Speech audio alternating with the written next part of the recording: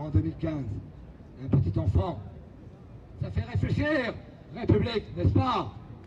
Ça fait réfléchir, Marianne. Je te l'avais dit, que ton slip, il a des taches de sang, et que tu n'es pas aussi vierge, toi la 5e, comme la 4e, ou peut-être la 6e, n'est-ce pas? Toute l'année, les commissions, là il y en a une, SDF, qui parfois se désespère de ne pas avoir l'aide appropriée, ne serait-ce qu'un petit euro pour acheter une paire de chaussettes, ou pour acheter de l'aspirine, ou autre chose. La rue, notez, je sais de quoi je parle. C'est la 3e fois qu'on m'expulse, moi, artiste peintre, de mon atelier ou de mes logements, parce que j'accueillais moi-même et j'hébergeais et que je dérangeais des personnes qui, elles, étaient bafouées dans leurs droits. Alors, venez nombreux, le 18 juin prochain, à la Fontaine des Innocents. La République, tu n'es pas aussi innocente que tu ne le crois. Nuez debout, toujours. Merci. Donc je passerai à l'aide là. Il y a des détails à nous donner sur l'agression des policiers tout à l'heure. J'ai juste été, je me suis levé, hein, j'étais là avec vous, là, et j'étais juste au camion là, de la Croix-Rouge. Hein. Et donc c'est impressionnant quoi, parce que la personne qui a été gazée, elle est tellement gazée que les gens, ils l'ont mis dans le camion quoi. Les gens qui ont été le soignés, ils sont obligés de sortir, ils ont des masques, ils sont obligés de sortir. Parce qu'ils n'arrivent pas à tenir tellement le mec a été gazé. Moi j'étais à 1 mètre du camion, je suis même pas... Et j'étais pareil, j'étais attaqué par... Pour vous dire le gaz qu'ils ont, comment ils l'ont gazé quoi, c'est impressionnant quoi. Il y a vraiment, ils ont mis nos doses, c'est impressionnant, je vous dis, les gens pour le soigner, ils n'arrivaient même pas à tenir dans le camion quoi. C'était juste pour témoigner de ça quoi. Merci à toi. Donc je rappelle quelques règles élémentaires du nager si vous voulez bien. De vous asseoir, c'est plus sympa, ça permet aussi aux gens derrière de bien voir et de bien entendre. Donc ceux qui ont envie de s'asseoir, après ceux qui ont envie de rester debout peuvent rester derrière hein, en cercle. Mais c'est mieux de vous asseoir, c'est plus sympa, la parole passe mieux, etc. Voilà, et puis de vous exprimer, de réagir aussi. Quand vous n'êtes pas d'accord avec quelqu'un qui s'exprime, vous pouvez réagir instantanément, hein, c'est une objection. Et vous venez aussitôt après qu'il est intervenu, voilà, et vous intervenez sur le même sujet comme une réponse. Voilà. D'autre part, voilà, donc là j'ai un tout petit message court donc, de Sébastien.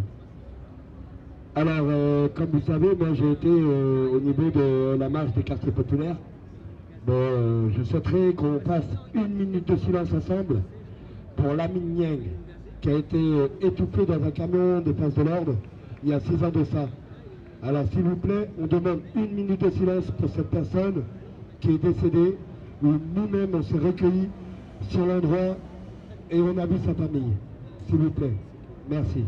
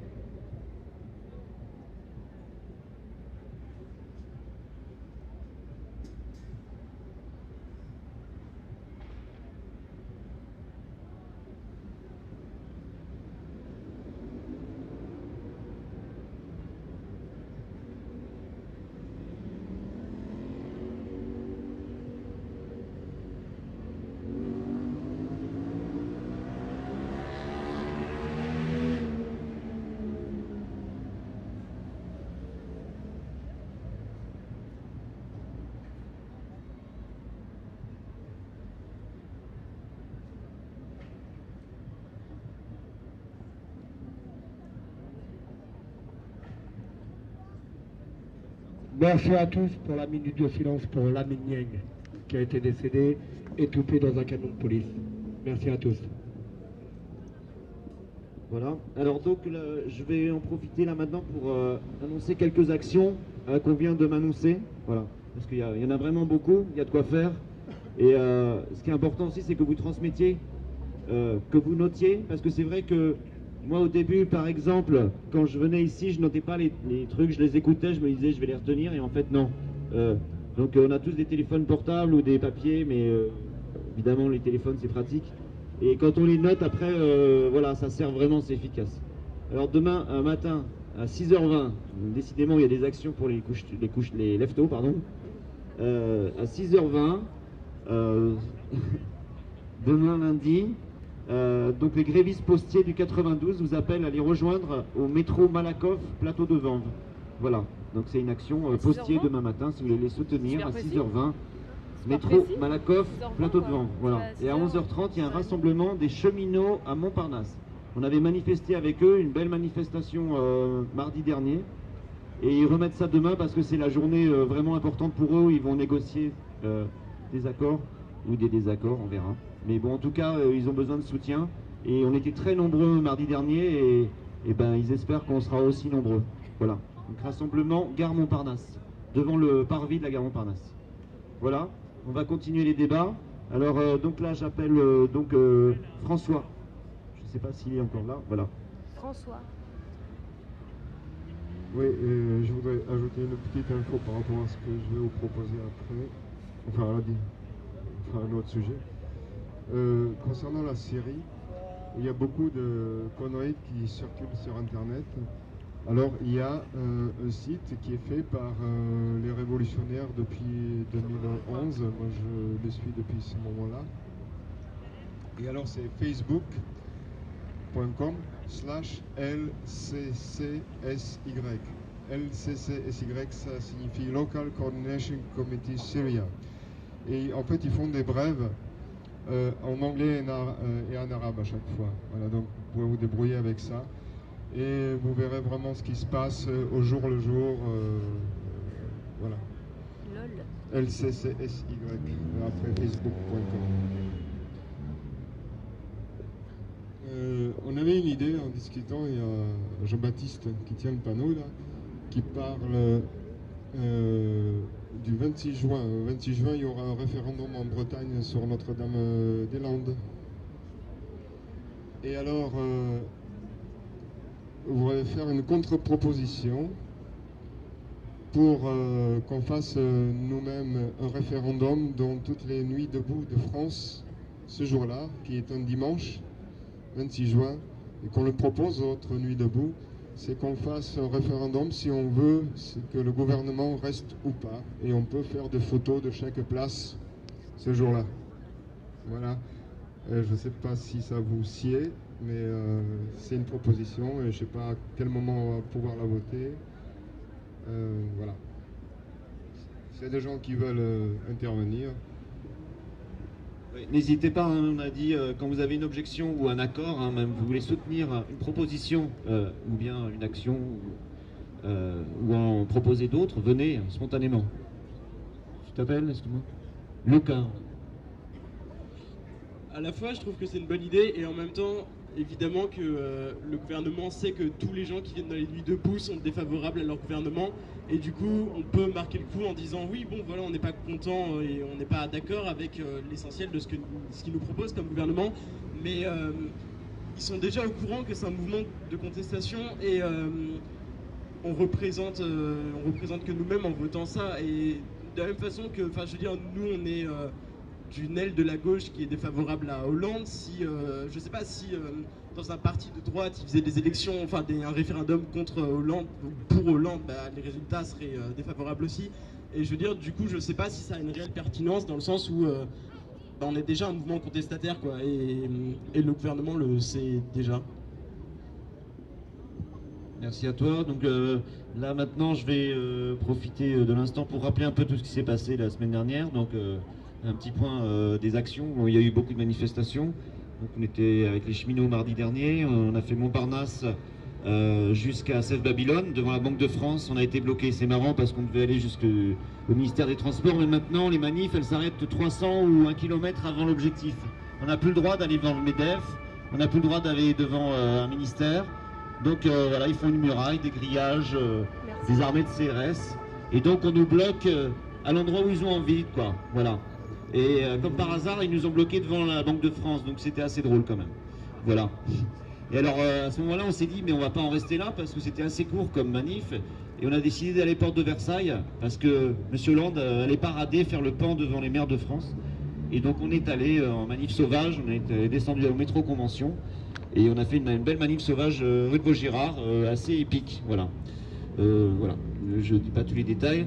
Et donc on a été nassé comme de coutume, bien entendu. Voilà, bon, Là, bien c'est un sûr, petit, récapitulatif, ensuite il y a eu beaucoup d'actions ponctuelles un peu partout. Je reviens à la manif d'hier qui a été bloquée brutalement par la police, une manif qui n'a pas pu aller à son terme puisqu'elle a été bloquée par les CRS au quai de Valmy. Donc sans aucune échappatoire possible, hein, c'était une armée aussi. Ils ont gazé comme d'habitude, matraqué et ils ont embarqué 100 personnes.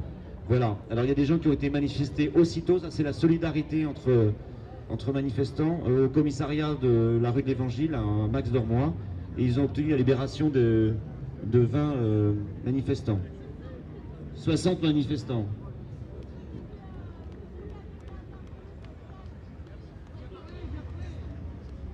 Viens le dire parce que j'ai pas tout retenu. Non, peut-être juste ça peut servir parce que c'est intéressant. En gros, ce qui s'est passé, c'est qu'il y a eu 60 personnes qui se sont retrouvées à la fin de la NAS embarquées. Donc, a priori, pour une vérification d'identité sans avoir été mis en garde à vue. Ce qui est intéressant, c'est que du coup, a priori, lors de début de vérification d'identité, ça a commencé dans la NAS. Moi, j'ai pas envie d'être filmée en vrai. Donc, ça a commencé dans la NAS et ce qui est intéressant, c'est que quand on s'est retrouvé à 60 ou à 50 dans le bus, arrivé au commissariat, on a refusé de descendre du bus en disant que on voulait avoir le PV de notification du début de la vérification d'identité parce que ça faisait plus de 4 heures qu'on était entravés de circuler par la police et donc du coup que ça dépassait le cadre du contrôle d'identité. Et ce qui est intéressant, c'est que ça les a un peu mis dans la merde et que ça a marché et qu'on a tous été... Le bus est ressorti du commissariat et on a tous été libérés dans la rue sans avoir à donner notre identité. Donc c'est intéressant à savoir que quand on est plein à se faire arrêter, et vraiment plein, donc typiquement le cas des NAS, bah, ça vaut le coup de rester parce que plus on est nombreux, plus ils galèrent du coup à isoler des individus et à leur coller des gardes à vue et des procès derrière. Voilà. Et a priori de hier, il n'y a que 4 personnes qui ont été du coup interpellées, qui sont a priori des gens qui sont sortis au fur et à mesure de la NAS parce qu'ils laissaient un passage ouvert, ils fouillaient tout le monde et ils relevaient les identités de tout le monde et ils avaient des trombinoscopes pour a priori choper des gens qui voulaient choper. Et du coup, il y a 4 personnes a priori qui ont été mis en garde à vue mais dont personne n'a de nouvelles. Donc si jamais il y a des gens qui ont des nouvelles de 4 personnes qui se seraient fait arrêter hier, peut-être que ça vaut le coup de contacter le collectif DEFCOL. Voilà.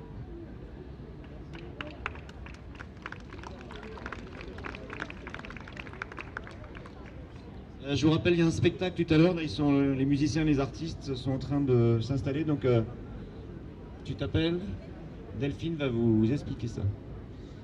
Alors, nous allons faire un cabaret là maintenant, enfin vers 21h. Comme en fait, je vous l'ai dit tout à l'heure, mais je le répète. S'il y a des musiciens ou des chanteurs ou des artistes parmi vous qui souhaitent passer sur scène après la programmation pour faire le bœuf, ben, n'hésitez pas à venir me voir. Et voilà, et chacun son tour. C'est un cabaret, donc il y a de tout, il y a des clowns, enfin il y a deux clowns, des musiciens, donc et un business, des acteurs. Pourquoi un business Ça va durer à peu près 2 heures et je vous invite à rester et, voilà, et à partager la soirée avec nous. Ça s'appelle les Veillées Fantastiques et ça a lieu régulièrement à l'Angora, un bar dans le 11e, et voilà, aujourd'hui on a délocalisé Nuit debout. Voilà, merci. Bah viens, Péritweet. Voilà, on va rappeler quand même aussi que dans une semaine, il y a une grande manifestation nationale, hein, non, c'est l'intersyndicale, les étudiants, les syndicats de lycéens, d'étudiants. Donc, il ne faut pas oublier même les dates les plus connues. Parfois, il y a tellement de manifs qu'on finit par oublier. Et que celle-là, elle a une importance capitale parce qu'il faut de la masse, vraiment de la masse. Pour 2 raisons, c'est que évidemment, il faut impressionner les pouvoirs publics, l'État, donc qui ne cède pas pour l'instant, mais qu'on attaque bien, je pense. Et je sens qu'il n'y a pas d'usure comme dans certains mouvements. C'est vrai que le mouvement des retraites, il y avait peut-être plus de masse, de millions de personnes, mais en même temps, elles étaient plus molles, on va dire, moins déterminées. et plus obéissante aux institutions, aux syndicats, etc. Alors que là, on sent vraiment un ras-le-bol général, une envie de changement qui est bien plus profond que la loi travail, un changement de société, et qu'on en a marre de ce système voilà, qui nous pousse qu'à la consommation, au foot et à la malbouffe. Donc c'est ce qui donne la force. Les deux mouvements se nourrissent en fait et sont importants. Donc c'est le 14 juin, je crois que vous savez tous. Hein. Donc par contre le lieu et l'heure, ça sera défini dans la semaine. Voilà, mais ça il faut vraiment qu'on soit nombreux. Et pourquoi la deuxième raison? Parce que il y a des frondeurs au PS. Alors c'est tordu les politiciens, on ne sait jamais. Peut-être que tout ça c'est du vent, c'est de la magouille hein, aussi bien. Mais il y a la motion de censure qui est encore possible pour faire tomber le gouvernement et M. Valls. Il peut se faire virer encore. Et c'est vrai que plus on sera nombreux le 14 juin, parce que c'est vraiment la date où je pense où tout le monde va concentrer ses efforts pour mobiliser, qu'on peut éventuellement leur donner le courage. Je ne crois pas qu'ils en aient beaucoup, mais on ne sait jamais, hein, va savoir. Le courage de voter la motion de censure enfin et que on sorte Je m'appelle Loïc, enchantée à tous. Pourri, quoi. Voilà. Bon, maintenant on continue évidemment en attendant le concert à 21h, cabaret. Donc j'appelle François qui voulait parler. Je sais pas où est François. François a déjà parlé. Alors on va passer à Thomas. Et n'oubliez pas de venir parler, vous êtes là. Je me répète, mais c'est vrai que dans une société où on nous rend assister, on a un luxe inouï d'être là, c'est une chance. Parce que franchement, dans les miettes de démocratie qui nous restent actuellement, avoir cette place, parce qu'on l'a depuis 3 mois, et ben, il faut la garder. Et pour la garder, il faut être là nombreux tout le temps. Il ne faut pas être défaitiste, il ne faut pas dire aux gens il y a moins de monde, machin, tout ça, c'est pas vrai. On est là, on est nombreux, ça fait 3 mois, et on ne sent pas du tout de la résignation, on sent qu'il y a des tas de gens nouveaux qui arrivent tous les jours. Hier, il y avait des tas de provinciaux qui découvraient Nuit debout. Et grâce à cette AG qu'on a fait spontanément, on a maintenu la flamme. Donc si par exemple vous venez un soir et que l'AG Nuit debout n'est pas là, et ben faites comme nous, prenez un mégaphone même, ça suffit, et faites votre AG et vous allez voir, les gens vont venir, ils vont venir. Parce que s'ils passent dans une place déserte, voilà, bah après ils vont dire ah bah il n'y a personne, machin. Et autant on met beaucoup de temps à construire un mouvement, autant en très peu de temps si on se laisse aller, si on se dit on a la flemme, on commence à entrer dans la paresse de venir, tout ça, parce qu'il y a de la pluie, du froid, tout ça, et ben on laisse la rumeur enfler. Et voilà, donc il faut qu'on tienne bon, la loi, il ne faut pas qu'elle passe, il faut qu'on continue, c'est notre place, on veut changer ce monde, et pour en changer un monde, et ben il faut faire des efforts. C'est pas juste dire voilà je veux changer le monde, voilà, on n'est pas les bisounours, maintenant on est chauffé à blanc, et pour une fois, voilà, en tout cas, on a l'impression que tout le monde est ensemble avec les syndicats, avec les institutions de contestation, qu'il y a une unité, même de certains, avec certains partis comme donc le NPA, donc qui est aussi entré dans la bagarre. Donc, je pense qu'à peu près toutes les composantes sont prêtes pour lutter, et ben voilà, ben, moi j'y crois, alors que je peux vous dire que il y a 3 mois encore, ou 4 mois, avec des potes dans un bar un soir, on était démoralisés, on disait mais c'est mort quoi. Et là on sent vraiment qu'il peut se passer quelque chose enfin. Voilà.